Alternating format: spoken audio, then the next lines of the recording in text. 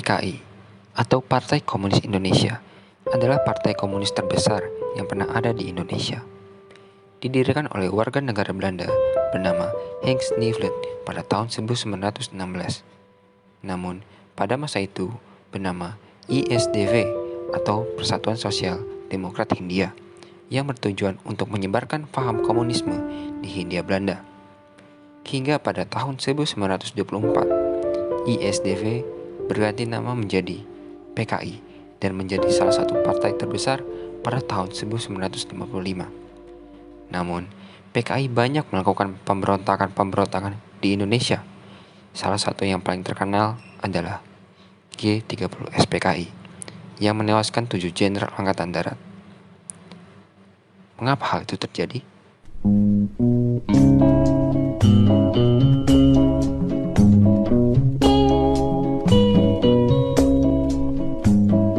Genjer-genjer nong kedoan batik keleler.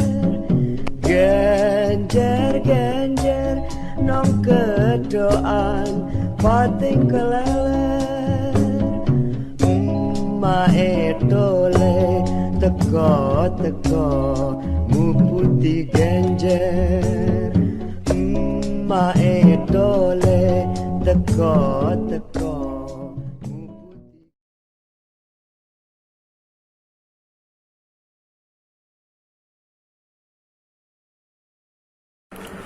Assalamualaikum warahmatullahi wabarakatuh.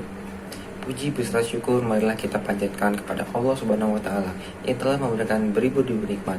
Karena berkat, rahmat serta perlindungannya, saya Muhammad Fikri Pratama bisa hadir di sini untuk memaparkan ceramah ini dalam keadaan sehat walafiat. Yang terhormat Ibu Dr. Anda Turmawan Marpaung MPD selaku Guru Penguji Bahasa Indonesia, Ibu Dr. Anda Pranitri Nur Ari selaku Guru Penguji Pendidikan Kewarganegaraan, dan Ibu Lina Herlina MPD selaku Guru Penguji Sejarah Indonesia, serta teman-teman sekalian yang saya banggakan. Seperti yang teman-teman sekalian ketahui bahwa PKI adalah partai komunis terbesar yang pernah ada di Indonesia. Bahkan paham komunis telah ada di Indonesia pada saat Indonesia masih berbentuk Hindia Belanda. Pada 9 Mei 1914, warga kebangsaan Belanda yaitu Henk Sneevliet membentuk Serikat Tenaga Kerja di pelabuhan yang bernama ISDV atau Persatuan Sosial Demokrat Hindia yang bertujuan untuk menyebarkan paham komunisme di Hindia Belanda. Hingga pada tahun 1924, partai ini merubah namanya menjadi Partai Komunis Indonesia.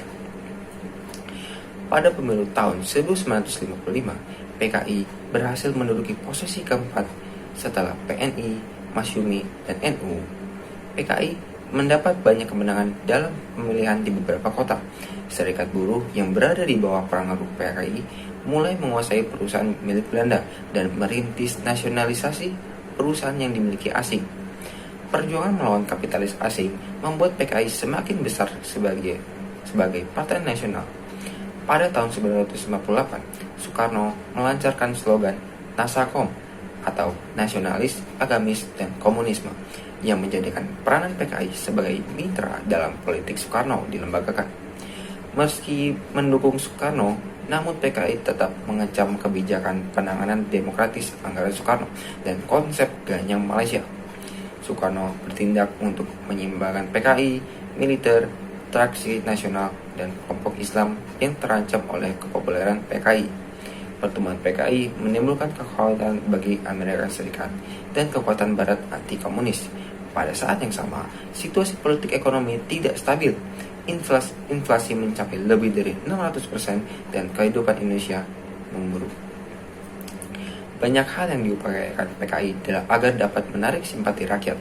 Salah satunya mengusung program partai yang meninggikan harkat orang kecil, mulai dari upah kerja yang layak, pembagian tanah, jaminan kesehatan, pendidikan, hingga rekreasi, serta menampilkan diri sebagai partai yang patriotis, nasionalis, dan tidak memusuhi agama. Hal itu membuat PKI tumbuh menjadi partai komunis terkuat dengan jumlah anggota lebih dari 3 juta orang. Memiliki basis terkuat dalam sejumlah organisasi seperti SOBSI, Pemuda Rakyat, Gerwani, Barisan Tani Indonesia, Lekra, dan Himpunan Sarjana Indonesia. Walau begitu, PKI telah banyak melakukan pemberontakan yang tak lain bertujuan untuk menggeser ideologi Pancasila dengan ideologi komunisnya dan mendirikan negara Soviet Indonesia. Hingga tibalah pemberontakan terbesar PKI yang dikenal dengan G30S PKI. Banyak faktor yang melatar belakangi peristiwa ini. Salah satunya pembentukan Angkatan Kelima oleh PKI dengan mempersenjatai guru dan petani. Namun, hal ini ditolak oleh Angkatan Darat dan Angkatan Laut. Penolakan ideologi Nasakom atau nasionalis, agamis, dan komunis oleh Jenderal Ahmad Yani dari Angkatan Darat. Lalu, adanya isu Dewan Jenderal yang berisi petinggi Angkatan Darat yang berniat untuk menggulingkan Soekarno. Karena peristiwa ini mengakibatkan dampak yang signifikan, yaitu berkurangnya kewibawaan Presiden Soekarno. Kondisi politik bangsa menjadi tidak stabil karena adanya pertentangan pada penyelenggara dan lembaga negara.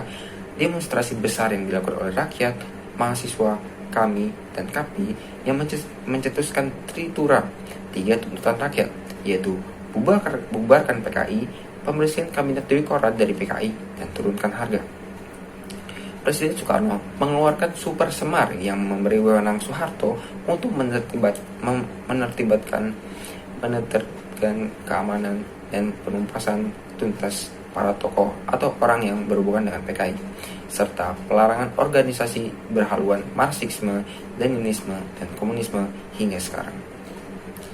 Sikap-sikap yang harus dimiliki pelajar Indonesia berdasarkan pengalaman peristiwa G30S PKI supaya keberadaan NKRI tetap terjaga adalah menyadari bahwa Pancasila yang lahir dari pemikiran para tokoh yang melalui proses yang sangat panjang tidak dapat tergantikan.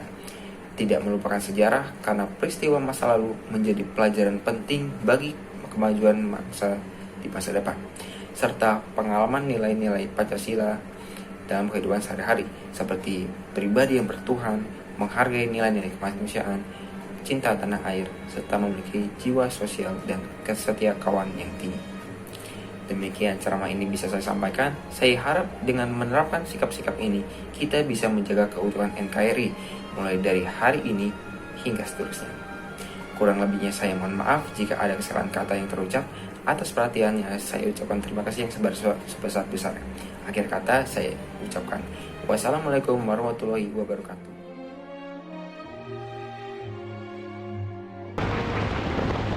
Sudah terbukti bahwa Pancasila yang saya gali dan saya persembahkan kepada rakyat Indonesia, bahwa Pancasila itu adalah benar-benar satu dasar yang dinamis, satu dasar yang benar-benar dapat menghimpun segenap tenaga rakyat Indonesia, satu dasar yang benar-benar bisa mempersatukan rakyat Indonesia itu untuk bukan saja mencetuskan revolusi, tetapi juga mengakhiri revolusi ini dengan hasil yang baik.